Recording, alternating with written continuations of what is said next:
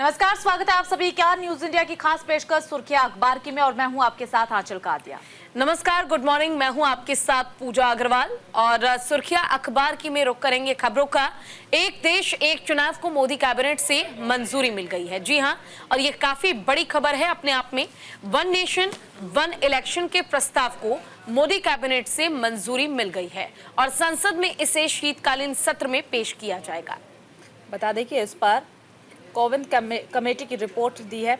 बता दें कि पूर्व राष्ट्रपति रामनाथ कोविंद के नेतृत्व वाली समिति ने वन नेशन वन इलेक्शन की संभावनाओं पर मार्च में अपने रिपोर्ट सौंप दी थी। इस रिपोर्ट में जो सुझाव दिए गए थे उनके मुताबिक पहले कदम के रूप में लोकसभा और राज्यसभा विधानसभाओं के चुनाव एक साथ कराए जाने चाहिए। समिति ने आगे सिफारिश की है कि लोकसभा और राज्य विधानसभा चुनाव एक साथ संपन्न होने के 100 दिन के भीतर ही स्थानीय निकाय चुनाव भी हो जाने चाहिए। इससे क्या होगा? बीजेपी का कहना है कि पैसा भी बचेगा, समय भी बचेगा और ऐसे में क्या होता है कि हर बार हर 6 महीने में देश में कोई ना कोई चुनाव होता है जिसकी वजह से समय की बर्बादी होती है, कोई फैसले नहीं लिए जाते हैं। तो इससे अगर हम एक साथ चुनाव करवाएंगे तो समय भी बचेगा, पैसा भी बचेगा और एक साथ सभी के सभी चुनाव संपन्न हो जाएंगे। अगर कोई योजना धरातल पर उतारनी है उसे भी वक्त नहीं लगेगा। वहीं दूसरी तरफ विपक्ष जो है वो इसका विरोध कर रहा है। आपको बता दें कि मल्लिकार्जुन खड़गे की तरफ से साफ विरोध किया गया और मल्लिकार्जुन खड़गे ने कहा है कि जब भी चुनाव नजदीक होते हैं तो बीजेपी ऐसे पैतरे अपनाती है ताकि मुद्दों से जो मूल मुद्दे होते हैं जनता के उनसे ध्यान भटकाया जा सके। ये सिर्फ और सिर्फ बीजेपी की सोची समझी एक साजिश है।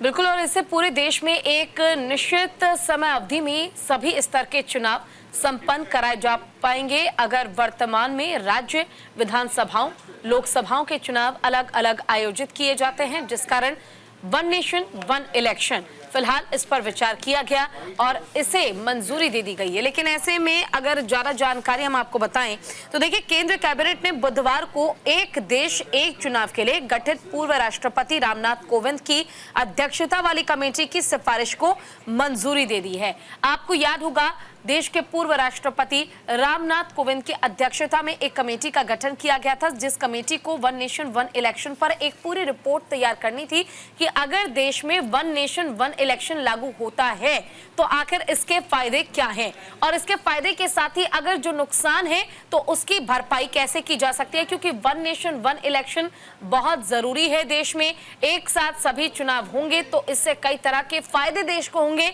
और आर्थिक रूप से देश मजबूत होगा, क्योंकि फिजूल खर्ची जो है चुनाव के दौरान जो तमाम पार्टियां या राजनेता करते हैं उस पर प्रतिबंध लगेगा। लेकिन विपक्ष की अगर मैं बात करूं, तमाम कांग्रेस पार्टी हो गई या फिर तमाम ऐसे जो क्षेत्रीय पार्टियां हैं वो इसका विरोध कर रहे थे। उनका कहना था कि अगर वन नेशन वन इलेक्शन लागू होता है, एक साथ ही चुनाव कराए जाएंगे तो इससे जो क्षेत्रीय पार्टी है उनका दबदबा उनका वर्चस्व खत्म हो जाएगा, क्योंकि लाजमी सी बात है कि क्षेत्रीय पार्टियों के सामने जो राष्ट्र पार्टी है, चाहे वो कांग्रेस हो, बीजेपी हो, आम आदमी पार्टी हो, इस तरह की पार्टियों का दबदबा और इस तरह की पार्टियों को लेकर लोगों का माइंडसेट पहले से ही सेट होता है। ऐसे में क्षेत्रीय पार्टियों को नुकसान झेलना पड़ेगा। और जिस दौरान वन नेशन वन इलेक्शन पर चर्चा की जा रही थी उस दौरान नीतीश कुमार हो या फिर खुद लालू प्रसाद यादव हो, तेजस्वी यादव हो, उन्होंने भी मिलकर इसका विरोध किया था, क्योंकि ये क्षेत्रीय पार्टियों का जो वर्चस्व है वो खत्म नहीं होने देना चाहते। देखिए, कुछ हाइलाइट्स हैं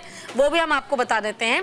देखिए, साफ तौर पर कहा गया है कि 100 दिन के बाद पंचायत और स्थानीय निकायों के चुनाव होंगे, यानी पहले चरण में लोकसभा और विधानसभाओं के चुनाव कराए जाएंगे और दूसरे चरण में 100 दिन के बाद ही पंचायत और स्थानीय निकाय के चुनाव कराए जाएंगे। अभी क्या होता है, वन नेशन वन इलेक्शन क्योंकि लागू नहीं है तो इसके तहत पूरे साल भर कभी लोकसभा, कभी विधानसभा, कभी राज्यसभा, कभी एमएलसी के चुनाव तो कभी पंचायत स्तर के चुनाव कराए जाते हैं। और साल भर चुनाव चलने के कारण न केवल आर्थिक स्थिति देश की जो है उस पर प्रभाव पड़ता है, बल्कि लोगों पर भी इसका प्रभाव पड़ता है। लोग भी इलेक्शन में बार बार इलेक्शन होने के कारण इंटरेस्ट नहीं लेते हैं। आजकल तो देखिए, आपको ये भी बता देते हैं कि अभी किस तरह से चुनाव होते हैं ये जानना भी जरूरी हो जाता है। फिलहाल मध्य प्रदेश, छत्तीसगढ़, राजस्थान और तेलंगाना में विधानसभा चुनाव लोकसभा चुनाव से 6 महीने पहले होते हैं, जबकि जो बाकी तमाम राज्य यानी कि महाराष्ट्र हुआ, हरियाणा हुआ, जम्मू कश्मीर, झारखंड और दिल्ली के जो विधानसभा चुनाव है वो लोकसभा चुनाव से 5 से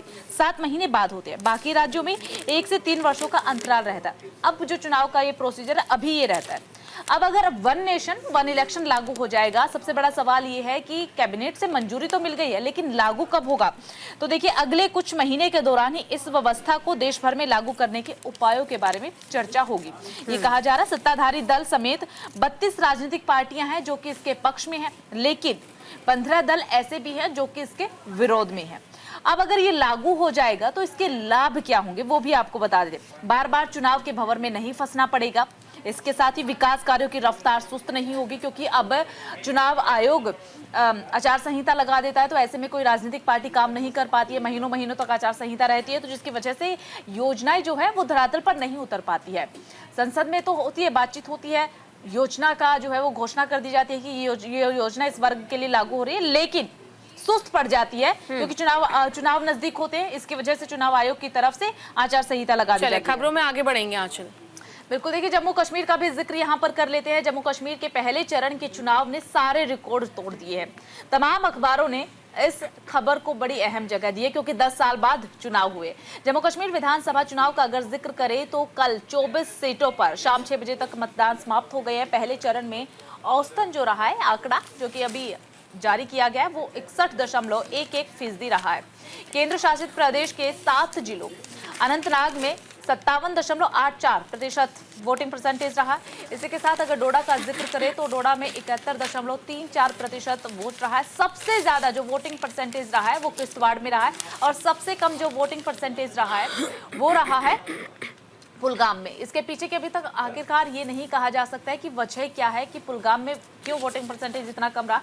लेकिन अगर हम ऑल ओवर आंकड़े की बात करें, जब 10 साल पहले यानी कि साल 2014 में चुनाव हुए थे, तो उस वक्त जो वोटिंग परसेंटेज था वो 59% रहा था। लेकिन अब की बार इन 24 सीटों पर जो वोटिंग परसेंटेज रही है वो 61.11% का मतदान रहा है। अभी 2 फेज के चुनाव बाकी है। बिल्कुल, तो देखिए जम्मू कश्मीर में आखिरकार घाटी में चुनाव हो ही गए हैं शुरू, और 7 जिलों में 219 प्रत्याशी चुनावी मैदान में हैं।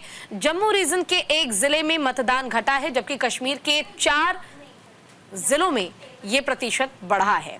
देखिए पूरी जानकारी हम आपको देते हैं। जम्मू कश्मीर में पहले चरण के 24 सीटों पर अब तक जो मतदान हुआ वो 60.3% रहा। बीते 7 चुनावों में ये सबसे ज्यादा था, यानी कि अब घाटी के लोगों को भी ये समझ आ चुका है कि उन्हें बढ़ चढ़कर मतदान करना है। अगर उन्हें घाटी में बदलाव चाहिए, वो चाहते हैं कि जम्मू कश्मीर की तस्वीर बदले, तो उसके लिए अपने घर से बाहर निकलना बहुत जरूरी है। और 24 सीटों पर जो मतदान हुआ, चुनाव आयोग की ओर से परसेंटेज जो जारी किया गया है वो है 60.3% का। और जम्मू कश्मीर में अवाम ने फिर बता दिया कि लोकतंत्र में उसका भरोसा और ज्यादा बढ़ता ही जा रहा है।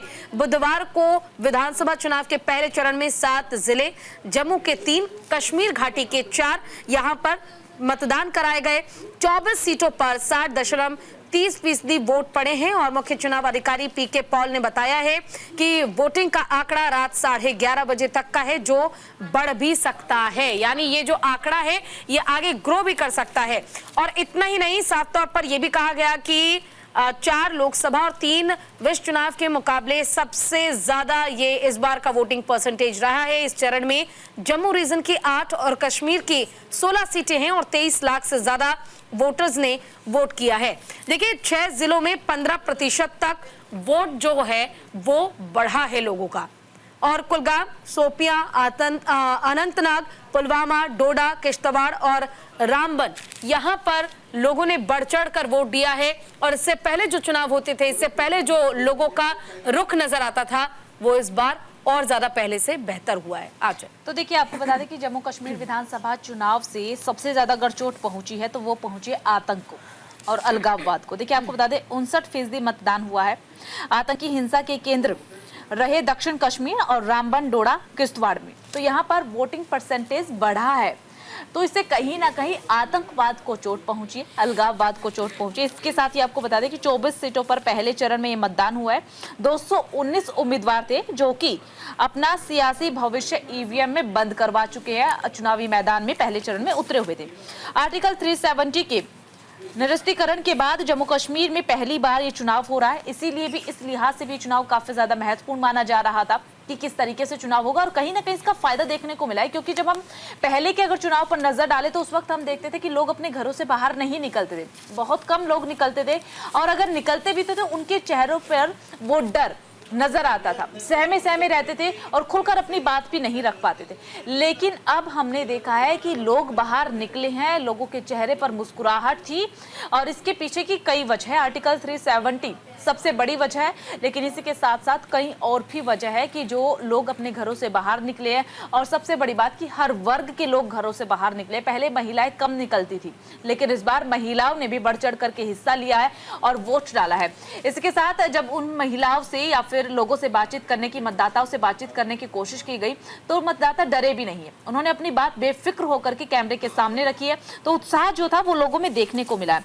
10 वर्षों के बाद ये विधानसभा चुनाव हो रहा था, तो ये भी एक बड़ी वजह रही है कि जो मतदाताओं में जबरदस्त उत्साह देखने को मिला है। पोलिंग बूथ पर देखी थी मतदाताओं की लंबी लंबी कतारें, और सुरक्षा के लिहाज से भी पुख्ता इंतजाम किए गए थे, ताकि साल 2014 में जब हमने देखा कि चुनाव हुआ तो कहीं पर पोलिंग बूथ पर आतंकी हमला हो गया या फिर कहीं पर छुटमुट मारपीट की, नोकझोंक की खबरें मिलती थी। लेकिन सबसे अच्छी बात थी कि कल जम्मू कश्मीर में पहले चरण में जो मतदान हुआ है, कहीं से भी छुटमुट नोकझोंक की भी कोई खबर नहीं सुनने को मिली है, बल्कि जबरदस्त उत्साह के साथ लोगों ने मतदान किया है। लेकिन इसके पीछे के एक कारण ये हो सकता है कि जो संवेदनशील इलाके थे या फिर कश्मीरी पंडित थे, उनके लिए खास व्यवस्थाएं चुनाव आयोग की तरफ से की गई थी। बिल्कुल देखिए, और ये बहुत ज़रूरी हो जाता है जब हम बात घाटी में चुनाव की करते हैं। और जैसा आंचल आपने कहा भी कि जम्मू कश्मीर में कल चुनाव जो हुए हैं वो चुनाव काफ़ी शांतिपूर्ण तरीके से हुए हैं।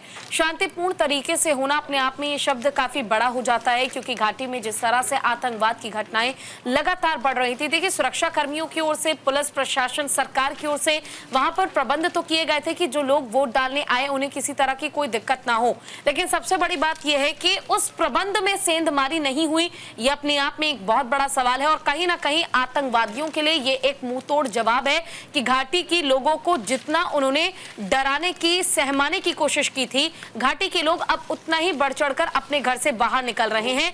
और इस बार इतना ही नहीं बल्कि निर्दलीय प्रत्याशी भी चुनावी मैदान में है, जिसमें कि महिलाएं भी शामिल है। इसी के जरिए आप कॉन्फिडेंस लेवल जो है वो देख सकते हैं साफ तौर पर कि आखिर लोगों का कॉन्फिडेंस कितना ज्यादा बढ़ा है। और ना केवल कॉन्फिडेंस बढ़ा है बल्कि लोग ये भी चाहते हैं कि इस बार परिवर्तन हो। अगर कांग्रेस की बात कर लें, गठबंधन में कांग्रेस बीजेपी की बात कर ले, तो अनुच्छेद 370 हटाने के बाद और 35A को हटाने के बाद कहीं ना कहीं लोगों को अब समझ में आ रहा है कि बदलाव बहुत जरूरी है। और ये बदलाव इसलिए भी जरूरी है ताकि जम्मू कश्मीर में जो अनुच्छेद 370 हटने के बाद सुविधाएं लोगों को मिली है, जो आजादी हम कह सकते हैं, देश आजाद हो गया लेकिन जम्मू कश्मीर आजाद नहीं हुआ था, लेकिन अनुच्छेद 370 हटने के बाद जो आजादी देश को मिली है और जम्मू कश्मीर के लोगों को मिली है, वो अपने आप में जम्मू कश्मीर के लोगों के लिए एक खुशी की बात है। चले खबरों में बढ़ेंगे आगे और करेंगे अगली खबर की ओर। 21 सितंबर को सीएम पद की शपथ लेंगी आतिशी। जी हां, दिल्ली के उपराज्यपाल ने मुख्यमंत्री अरविंद केजरीवाल का इस्तीफा और आतिशी ने नई सरकार बनाने का दावा पेश करने का पत्र राष्ट्रपति को भेज दिया है। और राष्ट्रपति को भेजने के साथ ही आतिशी जो हैं वो अब दिल्ली की नई मुख्यमंत्री होंगी। आतिशी, ये नाम सुनकर आपको ये लग रहा होगा कि आखिर इस नाम पर किस तरह एकाएक फैसला लिया गया और मोहर भी लगा दी गई। और खुद अरविंद केजरीवाल ने अपना इस्तीफा पेश भी कर दिया, राज्यपाल की ओर से उनका इस्तीफा स्वीकार भी किया गया। और अब आतिशी जो है वो दिल्ली की कमान संभालेंगी। एक महिला मुख्यमंत्री के तौर पर दिल्ली की जिम्मेदारी उनके कंधे पर होगी। इसी के साथ आपको ये भी बता दें कि आतिशी ने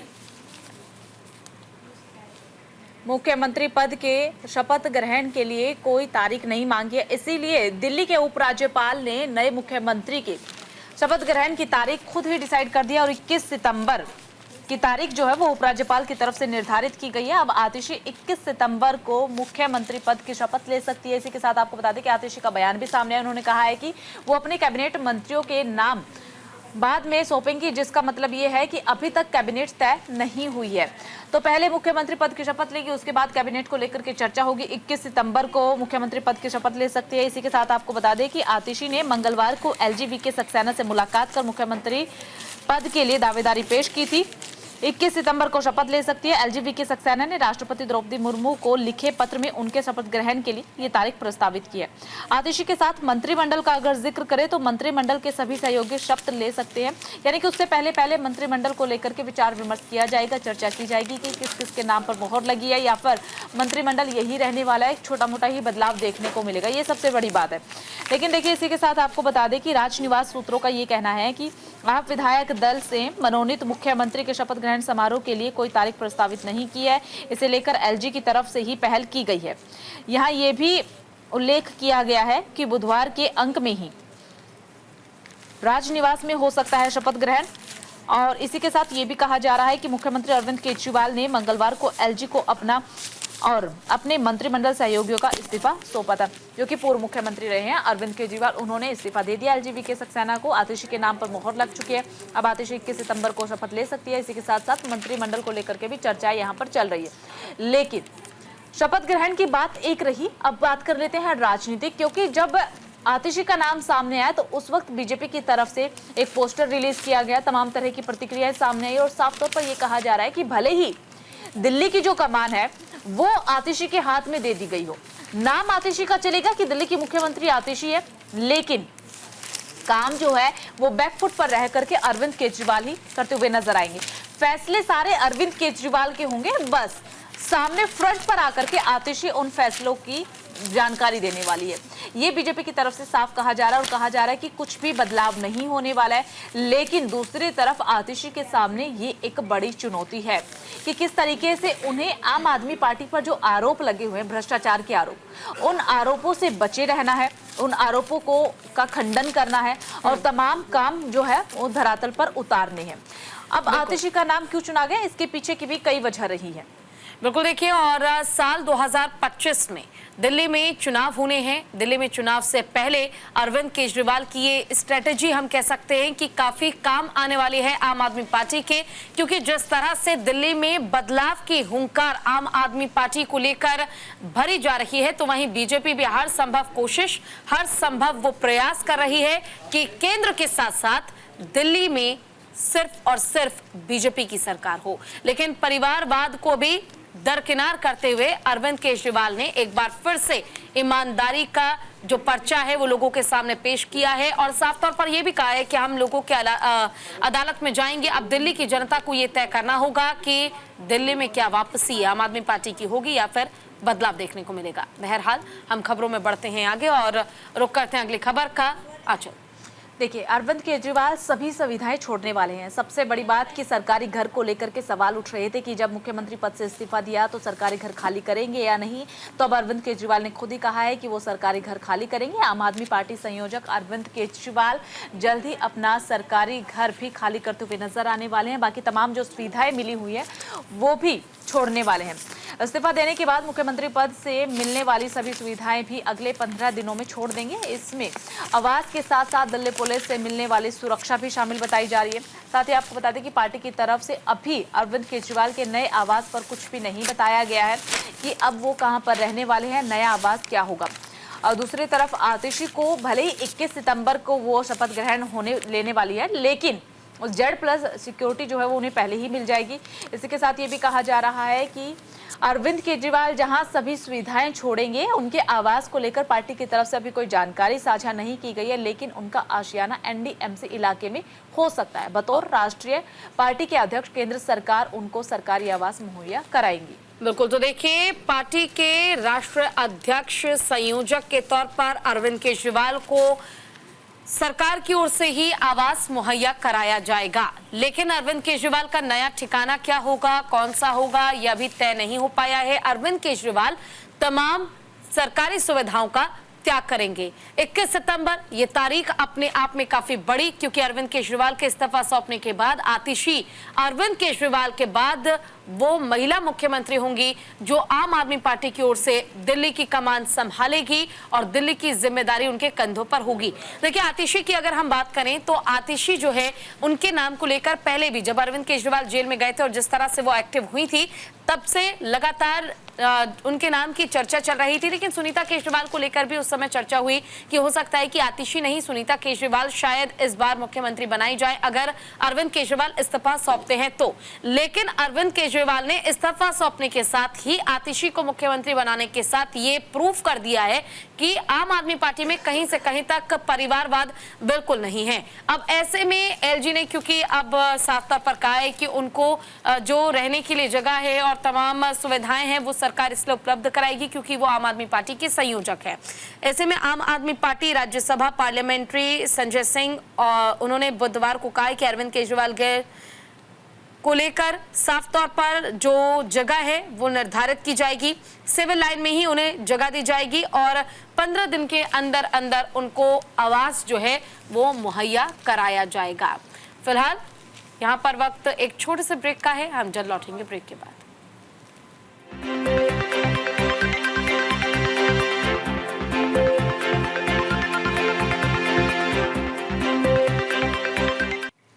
ब्रेक के बाद एक बार फिर सुर्खियां अखबार की में आप सभी का स्वागत और शुरुआत करते हैं बड़ी खबर से। हरियाणा विधानसभा चुनाव को लेकर के कांग्रेस ने अपना घोषणा पत्र जारी कर दिया। कांग्रेस ने मुफ्त वायदे, लुभाई गारंटियों के सहारे खेला है हरियाणा में सत्ता का दाव। तो देखिए, आपको बता दें कि कांग्रेस अध्यक्ष मल्लिकार्जुन खड़गे ने दिल्ली में कांग्रेस मुख्यालय में हरियाणा विधानसभा चुनाव को लेकर के घोषणा पत्र जारी कर दिया, जिसमें 7 गारंटियां दी गई है। बिल्कुल, कांग्रेस अध्यक्ष ने बताया कि पार्टी हरियाणा के लोगों के लिए 7 गारंटी लेकर आई है। गारंटी पत्र में कांग्रेस ने तेलंगाना मॉडल को अपनाया है, जिसमें 500 रुपए में गैस सिलेंडर देंगे, बुजुर्गों को 6000 की पेंशन और 2 कमरों के मकान का वादा किया गया है। तो देखिए, आपको बता दें कि इन 7 गारंटियों के जरिए हर वर्ग को साधने की जो कोशिश है वो कांग्रेस पार्टी ने की है। आपको बता दें कि खाली पड़े 2 लाख पद भरने की बात भी कही है। मल्लिकार्जुन खड़गे की तरफ से कहा गया है कि पार्टी का पूरा घोषणा पत्र बाद में जारी किया जाएगा, जिसमें सभी वर्गों के वायदे और कामों का ब्यौरा होगा। इसके अलावा सरकारी विभागों में खाली पड़े 2 लाख पदों पर कांग्रेस की तरफ से भर्ती विधान के तहत पक्की भर्तियों का वायदा किया जाता है। महिलाओं के लिए भी उन्होंने वायदा किया है। इसी के साथ साथ संकल्प पत्र में हिमाचल सरकार की तर्ज पर 18 से 60 साल तक महिलाओं को हर महीने 2000 रुपए, किसानों के लिए न्यूनतम समर्थन मूल्य यानी कि MSP की कानूनी गारंटी व फसल खराब होने पर तुरंत मुआवजा देने का ऐलान भी किया गया। 300 यूनिट मुफ्त बिजली, जाति आधारित सर्वेक्षण के साथ साथ OBC की क्रीमी लेयर की सीमा 10 लाख तक करने, इसके अलावा 25 लाख तक मुफ्त इलाज देने का वायदा किया गया। कांग्रेस ने सामाजिक सुरक्षा योजना के तहत बुजुर्गों, दिव्यांग और विधवाओं को 6000 रुपए की मासिक पेंशन देने का वायदा भी किया गया। देखिए, वायदे तो बहुत सारे कर दिए हैं। 7 गारंटी अभी दी गई है, जो कि दिल्ली स्थित कांग्रेस मुख्यालय में मल्लिकार्जुन खड़गे, हरियाणा के पूर्व सीएम भूपेंद्र सिंह हुड्डा, प्रदेश अध्यक्ष उदय भान, गीता बुक्कल की मौजूदगी में घोषणा पत्र जारी किया गया। 7 गारंटियां, हालांकि कांग्रेस की तरफ से कुल 15 गारंटियां तैयार की गई है, जो कि जो बची हुई गारंटी है वो चंडीगढ़ स्थित मुख्यालय में जल्द ही कांग्रेस की तरफ से जारी की जाएंगी। फिलहाल अगर इन 7 गारंटियों को ध्यान से सोचा समझा जाए, अगर कांग्रेस पार्टी सत्ता में आ भी जाती है तो काफी चुनौतियों का सामना करना पड़ेगा, क्योंकि इतना फंड नहीं है। जिस तरह की उन्होंने योजनाएं की है, जिस तरह की उन्होंने योजनाएं जारी की है, गारंटियां दी है, महिलाओं को भी पैसा मुफ्त में बिजली, इसके अलावा गैस सिलेंडर मुफ्त में देना, तो ये एक भारी भरकम बजट जो है वो कांग्रेस के ऊपर पड़ने वाला है। तो बजट कहां से आएगा, ये सबसे पहला सवाल कांग्रेस को लेकर के लगातार उठ रहा है। चले खबरों में बढ़ेंगे आगे और रुक करेंगे हम अगली खबर का। 2025 के बिहार चुनाव पर नजर रखते हुए नीतीश ने भूमि सर्वेक्षण के लिए जुलाई की समय को तय कर लिया है और द हिंदू में इस खबर को तरजीह दी गई है। अगले साल होने वाले विधानसभा चुनाव को ध्यान में रखते हुए बिहार के मुख्यमंत्री नीतीश कुमार ने एक व्यापक भूमि सर्वेक्षण शुरू किया है, जिसका लक्ष्य 2025 के अंत में होने वाले चुनाव से पहले 45,000 गांव के भूमि रिकॉर्ड को डिजिटल बनाना है। और नीतीश कुमार ने राजस्व और भूमि सुधार विभाग के लिए 100 से अधिक साल में अपनी तरह की पहली कवायद को पूरा करने के लिए जुलाई का समय तय किया है।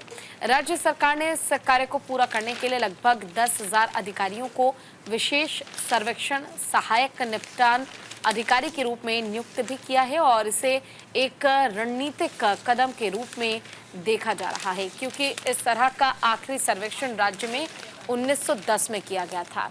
विभिन्न कानूनी मंचों के समक्ष भूमि से संबंधित बड़ी संख्या में विवाद लंबित हैं, जैसे सिविल अदालतों सहित वर्तमान मशीनरी पर भी सवाल खड़े हो रहे हैं। तो देखिए, नीतीश कुमार बिहार के मुख्यमंत्री जो भूमि सर्वेक्षण की मांग काफी लंबे समय से करते आए हैं, उनकी ओर से साफ तौर पर कहा गया कि उनकी सरकार में ये भूमि सर्वेक्षण जो है वो होना चाहिए। आखिरी बार भूमि सर्वेक्षण 1910 में हुआ था, जिसके बाद कई ऐसे लंबित मामले हैं, कई ऐसे लोग हैं जिनकी जमीन को या तो हथिया लिया गया है या तो हड़प लिया गया है।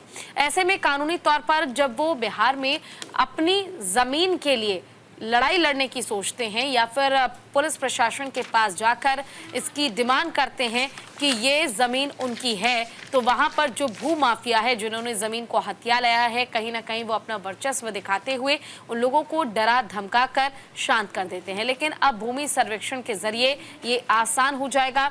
आपकी जो ज़मीन है, यानी बिहार की जनता की जो ज़मीन है, वो उनको ही मिलेगी। अगर आपकी ज़मीन को किसी ने हथिया भी लिया है और वो ज़मीन आपके नाम पर है, तो वो वापस सरकार आपको दिलाएगी। इसलिए बहुत ज़रूरी है कि भूमि सर्वेक्षण का काम जब शुरू हो तो आप अपनी हर एक डिटेल अधिकारियों को ज़रूर दें, आप उन्हें ज़रूर हर एक इन्फॉर्मेशन दें, ताकि आपकी जो ज़मीन है वो आपकी ही रह सके। भूमि सर्वेक्षण बिहार में इसलिए काफ़ी ज़्यादा ज़रूरी है और ये मांग आज से ही नहीं बल्कि बिहार के मुख्यमंत्री नीतीश कुमार काफ़ी लंबे समय से कर रहे थे और इसकी शुरुआत भी की गई थी, लेकिन लगातार विरोध के बाद जैसे तैसे इसे रोक दिया गया था। बीच में ये प्रभावित भी हुआ, लेकिन अब एक बार फिर से भूमि सर्वेक्षण यानी कि जो ज़मीन है, ज़मीनों का सर्वे कराने का काम बिहार सरकार फिर से शुरू करने जा रही है। तो देखिए, बिहार में एक लंबे वक्त से इसकी मांग हो रही थी, अब फिलहाल भूमि सर्वेक्षण हो रहा है। आपको बता दें कि पुलिस स्टेशन में दर्ज हत्या के लगभग 60% मामले भी सामने आए हैं। इसके अलावा कई सारे सवाल जो है वो बिहार की जनता के मन में है कि हमारी ज़मीन काफ़ी पुरानी है, सालों पुरानी हमारी ज़मीन है। कभी हमारे दादा हुआ करते थे या उनके भी पिताजी हुआ करते थे, तो उनके वक्त की ये हमारी ज़मीन है, हमारे पास डॉक्यूमेंट्स नहीं है। तो इसके लिए भी बिहार गवर्नमेंट की तरफ से एक प्लानिंग की गई है कि किस तरीके से आपको अपने डॉक्यूमेंट सबमिट करवाने हैं और आप ये प्रूव कर सकते हैं कि ये जमीन आपकी ही है। तो आसपास के लोगों से पूछताछ की जाएगी, पूरी एक रणनीति के तहत आगे बढ़ा जाएगा ताकि बिहार की जनता को किसी भी तरीके की कोई दिक्कत का सामना ना करना पड़े। इसके लिए बिहार सरकार ने पूरी तैयारियां यहाँ पर की गई है, बाकायदा एक टीम का गठन किया गया जो कि इस काम में लगी हुई है। चलिए अब खबरों में आगे बढ़ते हैं और रुख कर लेते हैं अगली खबर का। दरअसल बांग्लादेश की टीम के दौरे को लेकर के आदित्य ने बीजेपी के हिंदुत्व पर निशाना साधा है। कहा है कि कई बातों का जिक्र उन्होंने किया है। कहा है कि बांग्लादेश क्रिकेट टीम के भारत दौरे को लेकर के शिवसेना यूबीटी नेता आदित्य ठाकरे ने मोर्चा खोल दिया है। आदित्य ठाकरे ने एक्स पर पोस्ट करके बांग्लादेश और भारत के मैच पर कई सारे सवाल उठाए थे। उनको लेकर ही आदित्य ठाकरे ने एक बार फिर से बुधवार को भाजपा सरकार और बीसीसीआई पर बड़ा हमला बोला है। उनका कहना यह है कि बांग्लादेश में कई हिंदुओं पर अत्याचार हो रहा है, मंदिरों को तोड़ा जा रहा है। ऐसे में इस तरह के मैच कैसे बांग्लादेश में हो सकते हैं, ये जो एक सवाल है वो आदित्य ठाकरे की तरफ से उठाया गया है। साफ तौर पर कहा गया है कि ऐसे में कैसे वहां पर मैच हो सकते हैं जब वहां पर हालात इतने ज़्यादा खराब है, हिंदुओं का रहना वहां पर मुश्किल हो रहा है, हिंदुओं पर लगातार अत्याचार हो रहे हैं। इसी के साथ आदित्य ठाकरे का ये भी कहना है कि हिंदुओं पर अत्याचार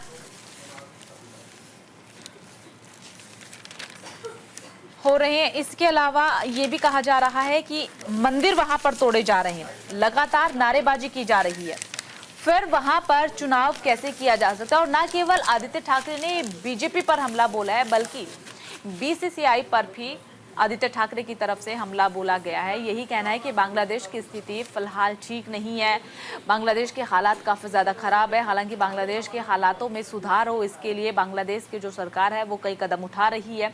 हमने बीते दिनों बांग्लादेश की वो तस्वीरें भी देखी कि खुद वहाँ की मुख्यमंत्री को, माफ़ कीजिएगा, वहाँ के प्रधानमंत्री को अपना देश छोड़ना पड़ा और भारत में शरण लेनी पड़ी थी। हालात वहाँ के काफ़ी ज़्यादा ख़राब है। वो तस्वीरें भी लगातार सोशल मीडिया पर हमने देखी कि किस तरीके से हिंदू परिवार जो वहाँ पर रहते हैं उन पर अत्याचार हो रहा है, बहन बेटियों पर अत्याचार हो रहा है, सरेआम सभी को मारा जा रहा था, मंदिरों को तोड़ा जा रहा था। किसी भी चीज की कोई परवाह वहां पर नहीं हो रही थी। तो ऐसे में अब आदित्य ठाकरे का ये सवाल है कि आप वहां पर मैच कराना चाहते हैं, किस लिहाज से? वहां पर सुरक्षा व्यवस्था तो है नहीं, इस बात की क्या गारंटी है कि अगर हमारी टीम वहां पर पहुंचेगी तो वो सुरक्षित रहेगी, सुरक्षा से वहां पर मैच संपन्न हो जाएंगे? ये तमाम सवाल है जो कि आदित्य ठाकरे की तरफ से लगातार उठाए जा रहे हैं। कल उन्होंने भले ही एक्स पर पोस्ट किया हो, लेकिन आदित्य ठाकरे इसे लेकर के पहले भी बयान दे चुके हैं।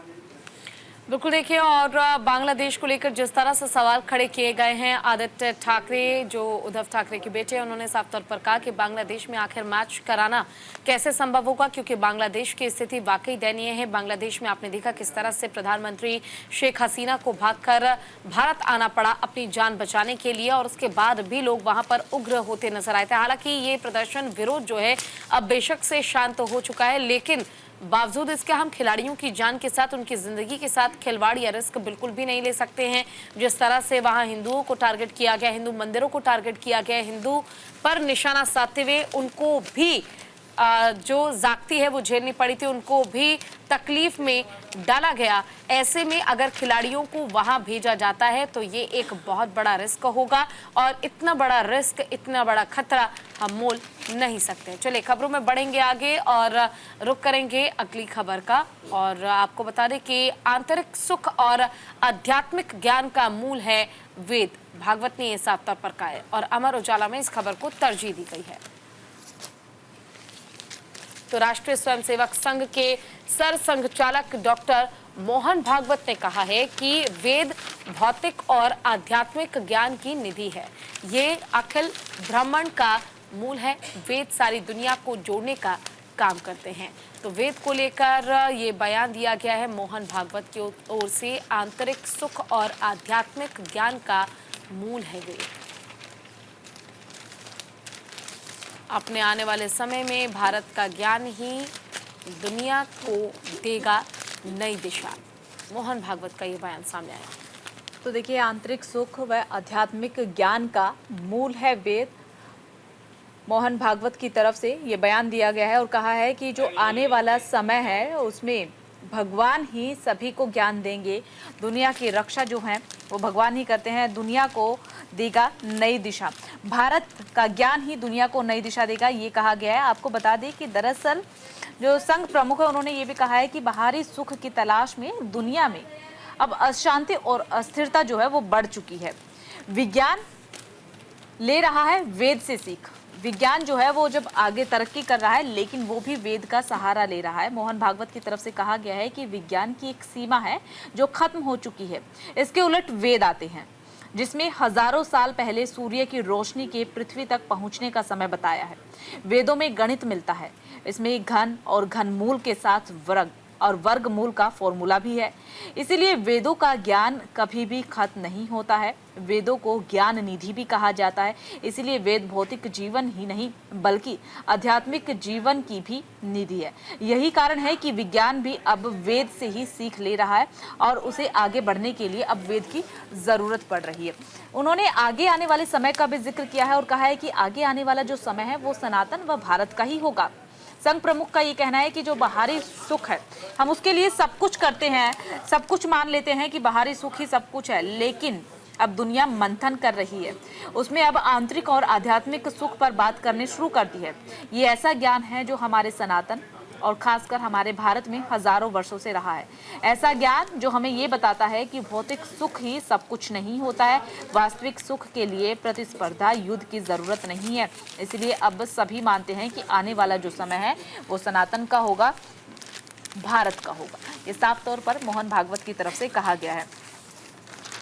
बिल्कुल, तो देखिए मोहन भागवत जो अपने बयानों के लिए काफ़ी ज़्यादा सुर्खियों में रहते हैं, उनकी ओर से साफ तौर पर कहा है कि आने वाला समय जो है वो भारत का है और भारत की नीतियों के आधार पर ही जो बाकी देश है वो आगे बढ़ेंगे, अपनी नीति को एक दिशा देंगे। खबरों में बढ़ेंगे आगे और रुक करेंगे अगली खबर का। करोल बाग में गिरी 4 मंजिला इमारत, 4 की मौत हो गई है, 14 लोग घायल हो गए। तो देखिए, राष्ट्रीय राजधानी दिल्ली के करोल बाग इलाके में एक मकान ढहने से बड़ा हादसा हुआ और इस हादसे में 4 लोगों की जान चली गई है। और इस खबर को दैनिक भास्कर ने तरजीह दी है।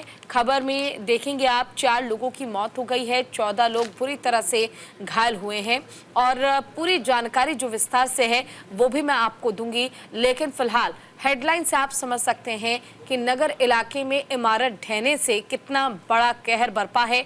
4 लोगों की जान चली गई है और 14 लोग घायल हुए हैं। तो देखिए, आपको बता दें, राष्ट्रीय राजधानी दिल्ली के करोल बाग में ये दर्दनाक हादसा हुआ है। बापा नगर का वो इलाका था जब भरभरा करके एक मकान गिर गया। बताया जा रहा है कि तेज बारिश के पीछे की वजह है और मकान काफी ज्यादा पुराना भी था। कल सुबह ये घटना घटी थी कि अचानक से सालों पुराना मकान गिर गया। बहुमंजिला इमारत थी और मकान गिरने की वजह से कई लोग इसमें दबे रहे। घंटों तक रेस्क्यू ऑपरेशन किया गया, कई लोगों को बाहर निकाला गया, कई लोग सकुशल निकले, कई लोगों की जान चली गई है और कई लोग गंभीर हालत में है जो कि फिलहाल भी जिंदगी और मौत की जंग अस्पताल में लड़ रहे हैं। बापा नगर करोल बाग का एक इलाका है, वहां पर यह घटना घटी है और कहा जा रहा है कि लगातार दिल्ली एनसीआर में जो तेज बारिश हो रही है यही इसका एक कारण रहा है। बिल्कुल देखिए, और क्योंकि बापा नगर इलाके में यह हादसा हुआ, 4 लोगों की मौत हो गई है जबकि मलबे में दबकर 14 लोग बुरी तरह से घायल हो गए। जो घायल है उन घायलों को फिलहाल अस्पताल में भर्ती कराया गया है ताकि उनका इलाज हो सके। इनमें 2 की हालत काफी ज्यादा नाजुक बनी हुई है और दिल्ली की नई सीएम इस हादसे के मृतकों के परिजनों को 10 लाख रुपए का मुआवजा देने का ऐलान यानी कि घोषणा कर चुकी है। डीसीपी एम हर्षवर्धन ने बताया है कि सुबह करीब 9:04 पर यह हादसा हुआ था। एक इमारत गिर गई थी और मौके पर पहुंची पुलिस को पता चला कि 5 मंजिला ये इमारत ढह गई है। मलबे में फंसे लोगों को जिस तरह से रेस्क्यू किया गया उसके बाद मालूम चला कि 14 लोग ऐसे हैं जो बुरी तरह से घायल हो गए, जिन्हें इलाज के लिए अस्पताल में भर्ती कराया गया है और 6 गाड़ियों को वहां पर मौके पर पहुंचाया गया था दमकल विभाग की, ताकि लोगों का रेस्क्यू किया जाए। देखिए, दमकल विभाग की गाड़ियां जो हैं वो सिर्फ आग बुझाने के काम नहीं आती है, बल्कि दमकल विभाग की गाड़ियों को आप तब भी बुला सकते हैं जब किसी तरह का कोई बड़ा हादसा हो जाए या कहीं कोई किसी भी तरह की परेशानी में फंसा हो, यानी कुल मिलाकर अगर किसी का रेस्क्यू करना हो तो आप दमकल विभाग की गाड़ी को बुला सकते हैं। बहरहाल हम खबरों में बढ़ेंगे आगे और रुक करेंगे अगली खबर का आंचल। देखिए, बच्चों के बर्थडे पर अब गिफ्ट दिया जाएगा। एनपीसी वात्सल्य एक योजना है जो वित्त मंत्री निर्मला सीतारमण की तरफ से बताई गई है। इस योजना के बारे में तमाम जानकारियां साझा की गई है। बच्चों के भविष्य की आर्थिक सुरक्षा सुनिश्चित करने की योजना है ये, और आपको बता दें कि योजना में माता पिता अभी से ही बना सकते हैं। इस सोच को ध्यान में रखकर पेंशन निधि विनायक और विकास प्राधिकरण यानी कि PFRDA के तहत से नेशनल पेंशन सिस्टम वात्सल्य स्कीम लाई गई है। वित्त मंत्री निर्मला सीतारमण ने बुधवार को इसकी शुरुआत की है। उन्होंने लोगों से अपील की है कि बच्चों के बर्थडे पर यानी कि उनके जन्मदिन पर पार्टी में उन्हें गिफ्ट के साथ साथ NPS वात्सल्य स्कीम में उपहार दे सकते हैं। इससे क्या होगा कि बच्चों का भविष्य सुरक्षित होगा और अभी से ही जब बच्चों के लिए हम इस योजना के यानी कि वात्सल्य योजना के तहत कुछ जमा पूंजी करने लगेंगे तो जब आगे जाकर के बच्चे बड़े हो जाएंगे, जब वो अपनी स्टडी कंप्लीट करेंगे, अपने भविष्य में कुछ अच्छा करना चाहेंगे तो उनके पास एक अमाउंट होगा जिससे वो अपने भविष्य को बेहतर बना सकते हैं। बुधवार को वित्त मंत्री निर्मला सीतारमण एक इवेंट में पहुंची थी और इस इवेंट के दौरान ही निर्मला सीतारमण की तरफ से इस योजना के बारे में तमाम जानकारियां साझा की गई है। और तमाम जानकारियां जब वित्त मंत्री निर्मला सीतारमण साझा कर रही थी तो उन्होंने एक बात पर जोर दिया कि वात्सल्य योजना भले ही मैं बच्चों के लिए निकाल रही हूँ, लेकिन मेरी अपील माता पिता से है कि जब बच्चों का जन्मदिन आए तो उन्हें गिफ्ट में इस योजना के तहत ही गिफ्ट दिया जाए ताकि बच्चों का भविष्य सुधरे, आर्थिक सुधार भी हो। चलिए बहरहाल खबरों में आगे बढ़ते हैं और बात कर लेते हैं कि किस तरीके से अंतरिक्ष में भी अब बड़ी छलांग लगेगी। दरअसल 2028 तक स्थापित होगा पहला स्टेशन। अमर उजाला के साथ साथ तमाम पेपर्स हैं जिन्होंने अहम जगह इस खबर को दी है क्योंकि ये बड़ी अच्छी खबर है। अब अंतरिक्ष में भी बड़ी छलांग लगेगी। दिसंबर 2028 तक देश का पहला स्टेशन होगा स्थापित। इन प्रोजेक्ट्स को भी केंद्र की मंजूरी। केंद्रीय कैबिनेट ने चंद्रयान 4 मिशन को मंजूरी दे दी है। ये मिशन मार्च 2028 में लॉन्च होगा। इस पर करीब 1200 करोड़ रुपए खर्च होंगे। तो इस मिशन को लेकर एक लंबे समय से ही चर्चाएं चल रही थी और अब मंजूरी जो है वो कैबिनेट की तरफ से मिल चुकी है। कहा जा रहा है कि करीब 1200 करोड़ रुपए जो है वो इस योजना पर खर्च होंगे। हालांकि मंजूरी जो है वो फिलहाल मिल चुकी है और इसके पीछे कहा जा रहा है कि काफी सोच विचार किया गया है, तब जाकर के मंजूरी दी गई है। बिल्कुल, देखिए चंद्रयान पर इस बार चांद पर उतरने के बाद पृथ्वी पर लौटेगा भारतीय यान। और देखिए प्रधानमंत्री नरेंद्र मोदी की अध्यक्षता में केंद्र कैबिनेट ने नए चंद्र अभियान यानी चंद्रयान 4 को मंजूरी दे दी है। इसका उद्देश्य अंतरिक्ष यात्रियों को चंद्रमा पर सफलतापूर्वक उतारने और उन्हें सुरक्षित पृथ्वी पर वापस लाने वाली प्रौद्योगिकी का विकास करना है। साथ ही चंद्रमा से नमूने लाकर उनका विश्लेषण करना भी है। साथ ही साथ चांद और मंगल के बाद अब भारत के शुक्र ग्रह की ओर कदम बढ़ते नजर आ रहे हैं और सरकार ने वीनस ऑर्बिट मिशन VOM को भी मंजूरी दे दी है। चले खबरों में बढ़ेंगे आगे और रुक करेंगे अगली खबर की ओर। मणिपुर गांव में उग्रवादियों ने फायरिंग की है, ग्रामीणों ने भी जवाबी कार्रवाई की है। तो द हिंदू में इस खबर को तरजीह दी गई है। मणिपुर में हिंसा की घटना थमने का नाम नहीं ले रही। कुछ दिनों की शांति के बाद मंगलवार को जिरीबाम जिले में गोलीबारी की घटना घटी है।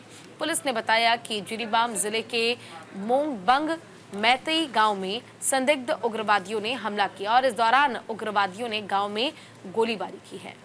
तो देखिए गांव की सुरक्षा में तैनात स्वयंसेवकों ने भी जवाबी कार्रवाई की है। इस घटना में किसी के हताहत होने की हालांकि कोई खबर नहीं मिली है। मणिपुर के हालातों को लेकर के अक्सर जब भी चर्चा होती है तो रूह कांप जाती है। तमाम लोग हैं जो कि मणिपुर को लेकर के बातचीत करते हैं और कहते हैं कि मणिपुर में अब काफ़ी हद तक स्थिति खराब हो चुकी है। अब सरकार को कोई फैसला लेना चाहिए। पीएम नरेंद्र मोदी को खुद सामने आकर के मणिपुर पर अपनी बात रखनी चाहिए कि किस तरीके से सरकार कदम उठा रही है। हालांकि अमित शाह जो है वो मणिपुर को लेकर के कई बार बयान दे चुके हैं और कहा जा रहा है कि सरकार ऐसा नहीं है कि चुप बैठी हुई है या फिर मणिपुर को भूल गई है। मणिपुर को लेकर के अक्सर चर्चाएं होती है और जो फिलहाल शांति बनी हुई है, क्योंकि मणिपुर में एक वक्त वो था कि जब हिंसा भड़की हुई थी, लंबे वक्त तक इंटरनेट बंद कर दिया गया था, तमाम वीडियो सोशल मीडिया पर वायरल हो रही थी, जिसके मद्देनजर इंटरनेट बंद कर दिया गया था और स्थिति काफ़ी ज़्यादा खराब हो रही थी। मणिपुर के कई गांव अभी भी ऐसे हैं जो कि हिंसा से जूझ रहे हैं। तो अमित शाह की तरफ से कहा गया है कि जो काफ़ी हद तक लगाम लगी है उसके पीछे सरकार का ही हाथ है, क्योंकि सरकार बखूबी इस पूरे मामले को लेकर के सोच विचार कर रही है। चलिए खबरों में बढ़ेंगे आगे। भारत ने सिंधु जल संधि की समीक्षा के लिए पाकिस्तान को नोटिस भेज दिया है और इंडियन एक्सप्रेस की ओर से इस खबर को जगह दी है। भारत ने सिंधु जल संधि की समीक्षा के लिए पाकिस्तान को एक औपचारिक नोटिस भेज दिया है और इसमें तर्क दिया गया है कि परिस्थितियों में मौलिक और अप्रत्याशित परिवर्तनों के कारण संधि का पुनः मूल्यांकन आवश्यक है। भारत और पाकिस्तान ने 19 सितंबर 1960 को सिंधु जल संधि पर हस्ताक्षर किए थे। तो भारत ने सिंधु जल संधि की समीक्षा के लिए साफ तौर पर जगह बना दी है और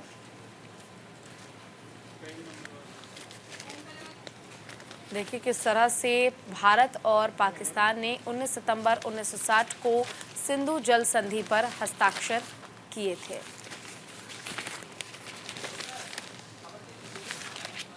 चले खबरों में बढ़ जाएंगे आगे और हम रुक करेंगे अगली खबर की ओर और आपको बताते चले कि ट्रंप ने प्रधानमंत्री नरेंद्र मोदी को शानदार इंसान बताया है। जल्द मुलाकात होगी। द हिंदू में इस खबर को तरजीह दी गई है। 17 सितंबर को मिशिगन के फिलंट में एक टाउन हॉल के दौरान रिपब्लिकन पार्टी के राष्ट्रपति उम्मीदवार ट्रंप ने कहा, अगले हफ्ते मोदी अमेरिका आ रहे हैं और उनसे मुलाकात होगी। वो शानदार व्यक्ति हैं। ट्रंप से भारत के साथ मुक्त व्यापार और अमेरिका में नौकरियों को सुरक्षित करने के बारे में सवाल पूछा गया। हालांकि ट्रंप के इलेक्शन कैंपेन ने पीएम मोदी से मुलाकात की और कोई जानकारी नहीं मिली है इसको लेकर। तो देखिए जल्द ही प्रधानमंत्री नरेंद्र मोदी ट्रंप से मुलाकात करेंगे और मुलाकात से पहले ही ट्रंप का बयान भी सामने आया है। पीएम नरेंद्र मोदी को बेहद ही शानदार व्यक्ति बताया है। तो यूएस के प्रेसिडेंट डोनाल्ड ट्रंप ने कहा है कि पीएम नरेंद्र मोदी से जल्द ही मुलाकात होगी और ये मुलाकात बेहद ही शानदार रहने वाली है और इस मुलाकात के दौरान कई चीज़ों को लेकर के चर्चा भी की जाएगी। हमारी दोस्ती और भी ज़्यादा मजबूत होगी।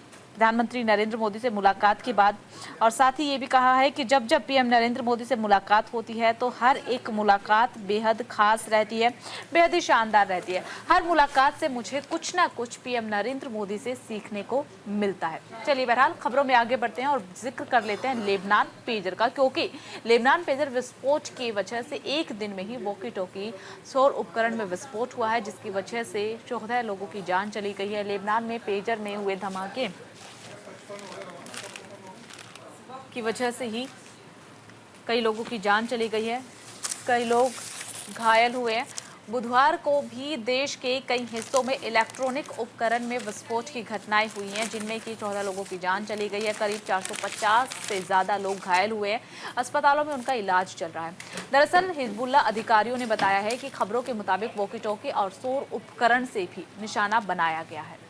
बिल्कुल देखिए, और इजराइल की खुफिया साइबर शाखा यूनिट 8200 ने इन हमलों को अंजाम दिया, और ये एजेंसी इजराइल की खुफिया एजेंसी मोसाद से अलग है। हम खबरों में बढ़ेंगे आगे। गंभीर ने पढ़ी हनुमान चालीसा, कोहली ने जपा ओम नमः शिवाय। गौतम गंभीर और विराट कोहली दोनों ही इंटरव्यू ने इंटरनेट पर सनसनी फैला दी है। गंभीर और कोहली के ऐसे कई किस्से रहे हैं जब वो एक दूसरे से लड़ने को तैयार हो गए थे, मगर हालिया इंटरव्यू में दोनों रोचक किस्सों को याद कर जोर जोर से हंसते दिखाई दिए। इसी इंटरव्यू में एक बड़ा खुलासा करते हुए गंभीर ने बताया कि सालों पहले न्यूजीलैंड दौरे पर वो हनुमान चालीसा पढ़ा करते थे। वहीं कोहली ने बताया कि वो भगवान शिव का नाम जपा करते थे। तो देखिए, आपको बता दें कि क्रिकेट मैच के दौरान दोनों के बीच में मनमुटाव की खबरें सामने आई थी, लेकिन अब दोनों ने ही एक्सेप्ट कर दिया है कि मनमुटाव को दूर करके हम लोगों को भारतीय टीम के साथ जुड़ करके मैच को खेलना है। देखिए, ऐसे में गौतम गंभीर की तरफ से कहा गया है कि अगले गेस्ट जो हैं वो रोहित शर्मा होने वाले हैं, तो क्या उनके लिए कोई सवाल है, ये भी गौतम गंभीर की तरफ से पूछा गया। और दोनों ही गौतम गंभीर और विराट कोहली अपने मैच के दौरान हुए तमाम किस्सों को याद करते हुए जोरदार हंसते हुए नजर आए हैं। तो काफ़ी इंटरेस्टिंग ये इंटरव्यू रहा है, और जो भी इन दोनों के फैंस हैं वो ये इंटरव्यू देख करके काफ़ी ज़्यादा खुश हुए हैं। जब दोनों के बीच में मनमुटाव को लेकर के तमाम खबरें मिल रही थी तो फैंस में भी नाराज़गी थोड़ी सी देखने को मिली थी। अब काफ़ी ज़्यादा फैंस के बीच से भी प्रतिक्रियाएं मिल रही हैं। कहा जा रहा है कि हमें एक बार फिर से खुशी हुई है कि गौतम गंभीर और विराट कोहली एक साथ एक मंच पर नजर आए हैं। चलिए, सुर्खियां अखबार की में सिर्फ इतना ही। बाकी तमाम बड़ी खबरों के लिए बने रहिए न्यूज़ इंडिया के साथ। नमस्कार।